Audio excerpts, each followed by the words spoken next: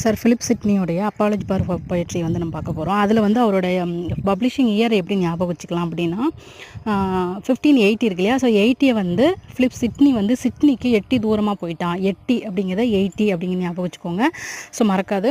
அதுக்கப்புறம் பார்த்தீங்கன்னா அவரோட பர்த்து, அதுக்கப்புறம் எப்படி எழுதுனாங்க, யாரோடது, சப்டைட்டில் என்ன அப்படிங்கிறது, பப்ளிஷர் யார் அப்படிங்கிறது, எந்த வருஷம் அப்படிங்கிறது ஞாபகம் வச்சுக்கோங்க. அதுக்கப்புறம் அதில் டீட்டெயில் என்ன அப்படிங்கிறது, அவருடைய சர் ஃபிலிப் சிட்னியோடைய லைஃபு, அவர் எங்கே பிறந்தார், அதுக்கப்புறம் அவரோட ஸ்டடீஸு, அப்புறம் இறந்தார், அதுக்கப்புறம் பரி பண்ணாங்க. பரி பண்ணும்போது எப்படி இங்கிலாந்து பீப்புள் வந்து க்ரை பண்ணாங்க, ஐ மீன் லண்டன் பீப்புள் வந்து க்ரை பண்ணாங்க அப்படிங்கிறத பற்றி பார்த்துக்கோங்க. கெரியர் பார்த்துக்கோங்க, என்னென்னலாம் பண்ணியிருக்காரு அப்படிங்கிறது. அதுக்கப்புறம் பார்த்தோன்னா ஒர்க்ஸில் வந்து மெயினான ஒர்க்ஸ் எல்லாமே அண்டர்லைன் பண்ணியிருக்கேன், அது ஒரு வாட்டி பார்த்துக்கோங்க.